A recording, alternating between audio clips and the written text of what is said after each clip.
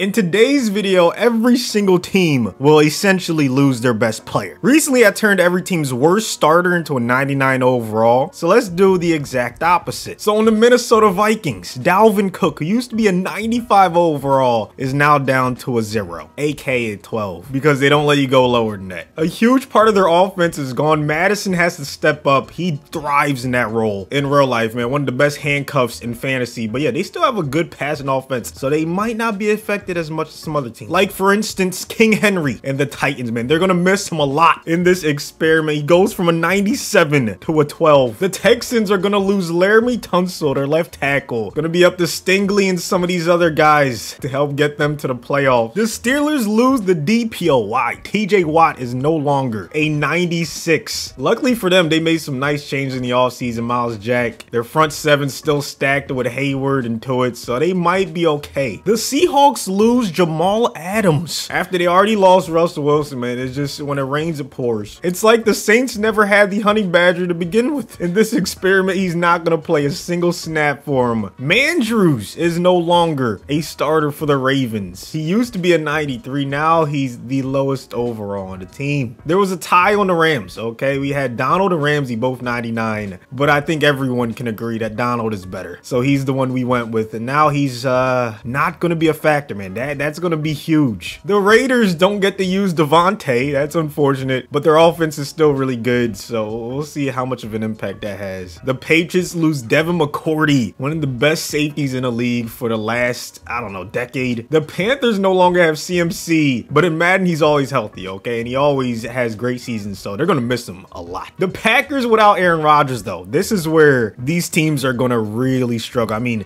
you go from having a top 3 quarterback in the league, 95 overall, to Jordan Love. Like, this is going to have ginormous ramifications on their chance to compete in this experiment. The Lions lose stud tight end TJ Hawkinson, former 88 overall, now 0. It's going to be a lot of Jameson Williams, Chark, Amon-Ra. They got to pick up the slack. The Jets lose the hilarious D tackle Quinnen Williams. Luckily for them, their D line is actually not that bad. It's actually pretty good. 280s, Rankins, they have Solomon, so they have some solid depth that this might not be a huge blow to them like some other teams. The Jaguars lose Brandon Scherff, 87 overall right guard, down to a 0. Gonna be very tough for Lawrence, Robinson, Etienne to get going behind a huge hole in the O-line, man. We'll see how they can adjust. The Giants no longer have Saquads, but just like CMC, man, they're used to hearing that. However, in Madden, you know, things are different, okay? Matt Breida is gonna have to step up. The Niners got lucky because they have so many great players. They have Kittle, Warner, Bosa, Armstead, and Debo. That's their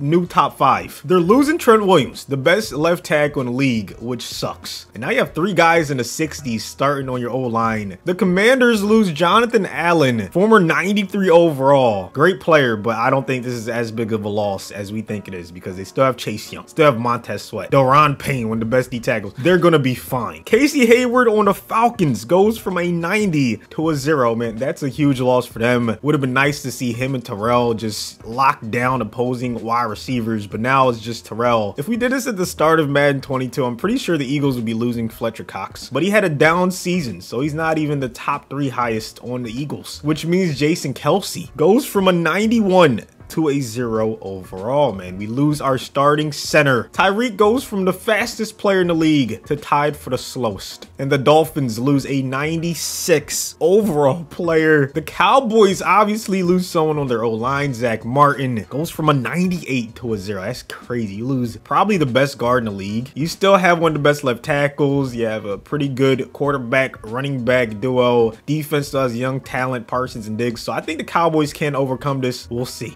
Speaking of guards, okay, Quentin Nelson, 95 overall, goes down to a 0. Now, the Colts are going to struggle without this because they need Jonathan Taylor to eat. How's he going to run if there's like a 60-something overall blocking at left guard? The good news for the Chiefs is you still have your quarterback, Patrick Mahomes. I mean, the Packers can't say that. There's a lot of teams that can't say that. The bad news is you lost the best tight end in the league. Travis Kelce goes from 99 to a 0. That's going to be very, very tough to replace. It's like the Chargers never had Khalil. The former 94 overall goes down to a 0, but they still have Joey Bosa, one of the better pass rushers in the league. The Cardinals lose Nuke Hopkins. This is just a preview of what they can expect the first 6 weeks of the season. So honestly, we just getting a preview of Arizona. Like, let's see what they're going to look like the first quarter or so of the season. The second quarterback that's going to become a 0 overall, TB12. The Bucks lose a 99 overall QB. Another 99 bites the dust. Myles Garrett, no longer a starter in Cleveland, but they still have that offense with Chubb, Cooper, Deshaun, Kareem. They re-signed Jadeveon. He's going to have to step up. The Broncos get to keep their starting quarterback, Russell Wilson, because Justin Simmons takes the bullet instead. He's down to a 0. Next man up in Buffalo, Stephon Diggs, gone. He was a 96. Now he's a 0. They still have Vaughn. They still have Tre'Davious. That defense is going to be scary. Look at that. Not to mention Josh Allen, one of the best quarterbacks in the league. So, you know, he's going to make some magic happen. The Bengals lose their starting running back, Joe Mixon, former 93 overall. So if you thought they passed a lot before, well, just wait till you see what they do now. And then finally, the Bears lose stud middle linebacker, Roquan Smith. Their defense is still solid, though. They have Eddie Jackson, Quinn. But we all know defense wins championships, and them getting a huge blow like that to their MLB is not going to be easy. So here are the new highest overall players in the league. You see, there's a lot of guys missing. No Brady, no Rodgers, no Diggs. I mean, there's a lot of great players we're not seeing. This is an experiment based on who has the most depth, who can overcome a tragedy hitting their franchise, man. Their best player is gone. Let's go division by division, okay? The Browns without Garrett, the Ravens without Mandrews, they end up making it in the AFC North. Only one AFC South team made it, the Jaguars without Brandon Scherf, man. The Titans missed Henry. Yeah, the Texans go 1-16. Jesus, I didn't think they missed Tunsil that bad, man. The Patriots without McCourty and the Bills without Diggs still made it. The AFC West, the Chiefs and Mahomes still made it. The Broncos and Wilson. The Chargers missed Mac that much. Well, I mean, they still had a good season. 9-8. The Raiders 8-9. The Packers without Rodgers made the playoffs. Are you serious? But they're the only team from the NFC North to make it. 3 teams from the NFC South made it. The Bucks without Brady. Panthers without CMC. And the Falcons without Casey Hayward. Wow. The NFC East sent 2 teams, the Eagles without Kelsey. The Cowboys without Zach Martin. And then the Cardinals without Nuke actually did really well. The Rams went 10-7 and didn't make it. That's unfortunate. Only one 5,000-yard passer, Patrick Mahomes, Jordan Love, Kyle Trask, Darnold, and Drew Lock round out the top 5. If I asked you at the start of the season to name me the top 5 in pass yards, 0 people would have said that, man. I promise you. Mahomes led everyone with 49 touchdowns. Herbert, Watson, Hurts, and Jordan Love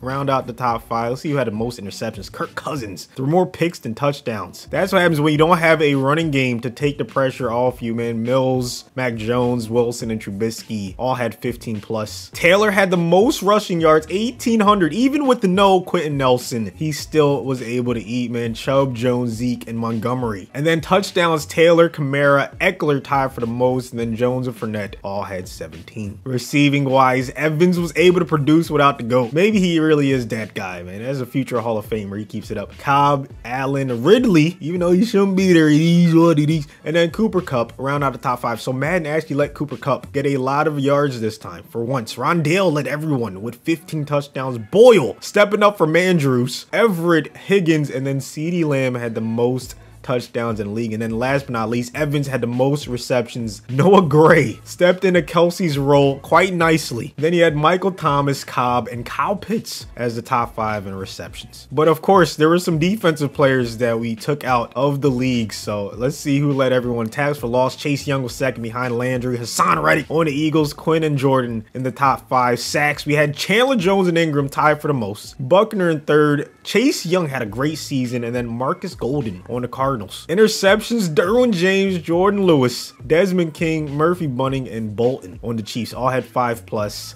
to lead the league. This is probably the most well-deserved MVP of Mahomes' career. I mean, you had no Kelsey, you had no Tyreek, and you still made it work, man. That stat line was unbelievable.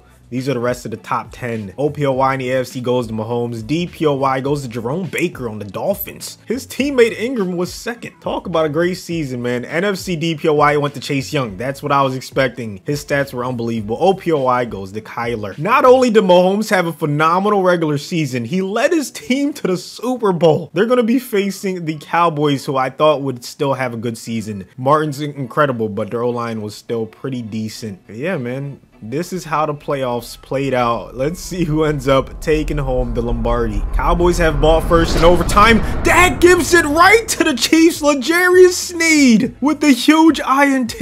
I mean, if you're the Chiefs, you just come out and kick the field goal, right? I guess you give Mahomes that moment. He has a free release up top, and it's going to be Kelsey's replacement, Noah Gray, with the game-sealing touchdown in the freaking Super Bowl. How did the Chiefs keep overcoming just losing players left and right? And no matter what experiment we do, these guys end up winning the Super Bowl in the majority of them, man. It's unbelievable. They're low-key lucky that Mahomes wasn't a 99 overall, because if it was a tie, I would have made him a 0. Either way, thank you for watching, man. Hopefully you guys did enjoy the video. Let me know any ideas you have in the comments. Don't forget to subscribe if you're new, and I'll see you on the next one. Nobody's safe.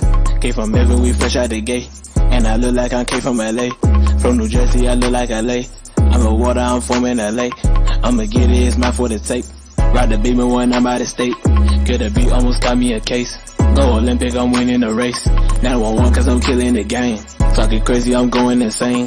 Shifting gears and I'm switching the lane. Hop on station, just go entertain. Going up so I'm making a name.